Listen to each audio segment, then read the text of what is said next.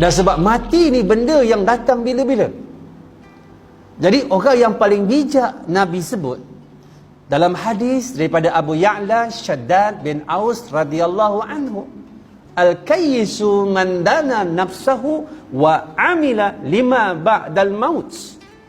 Orang yang bijak, kata Nabi, orang yang muhasabah diri dia. Umur aku berapa dah lah ni? Kalau mati macam mana lah?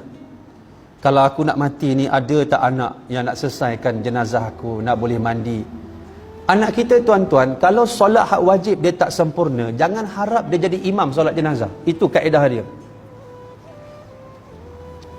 Anak murid saya dia jadi imam kat depan, ayah dia meninggal, umur 12 tahun. Ada seorang tu atuk meninggal, 13 tahun. Yang 13 tahun ni sekarang ni, dah jadi ni dah. Dah pergi dekat South Africa dah.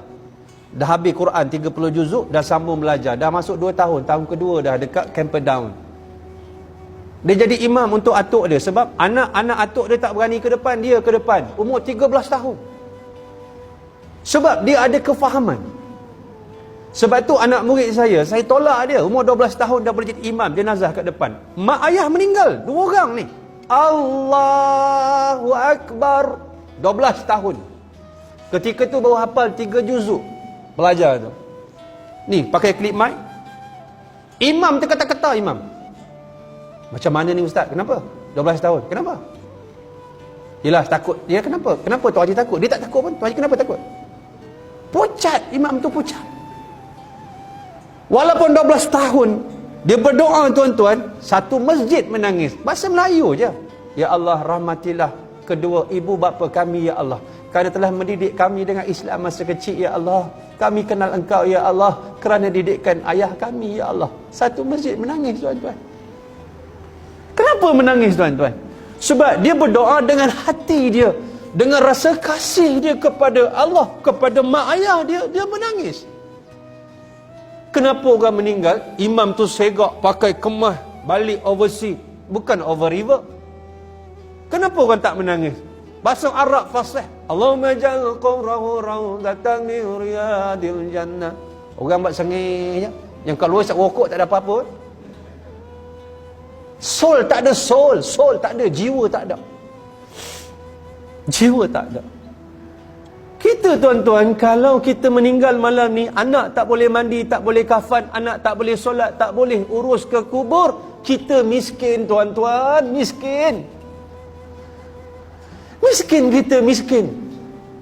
Kita tak ada persiapan nak ke syurga Allah. Nak pergi syurga bukan besok persiapan.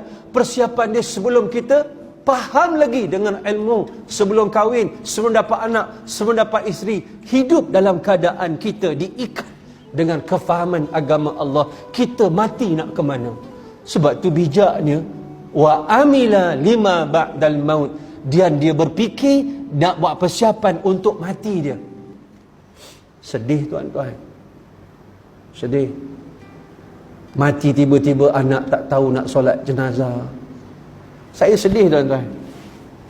Kadang meninggal, ayah meninggal, belakang ni dah hitam dah. 2 tahun baring, stroke. Anak datang rambut merah tu. Boleh mandikan ayah? Tak pandai ustaz. Saya aja tak pandai ustaz. Saya aja tak pandai ustaz. Apa yang kau pandai? Depan mayat terpaksa bagi tazkirah tuan-tuan, minta maaf dengan izin. Untuk kebaikan dia. Sebab saya kata, kalau kamu tak nak mandikan sekarang, saya mandikan. Saat lagi ayah kamu saya mandikan, kita kafan, kita ke bumi. Kamu tak ada peluang nak mandikan dia. Baru air mata gajah, air mata buaya meleleh. Saya pandu kamu. Ini yang berlaku. Orang meninggal, panggil kita pagi nak selesaikan. Meninggal malam, jenazah penuh dengan najis. Apapun mak ayah kita meninggal, waktu malam ke, waktu apa ke, jangan report polis dulu. Confirm meninggal, bersihkan pakaian dia dari najis, air kencing. Sebab sakit ni mati tuan-tuan, ni sakit sangat. Nabi nak meninggal sakit sangat.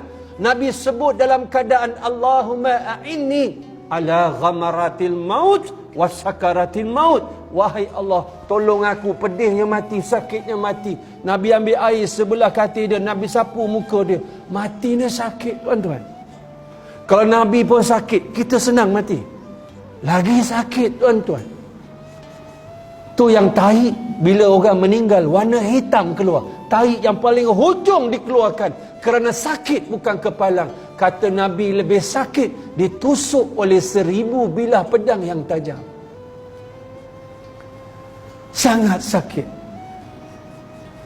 Tiba-tiba anak tak faham. Kerana tidak faham. Sebab itu inilah yang berlaku bila kita tidak ada kefahaman. Apakah itu kematian?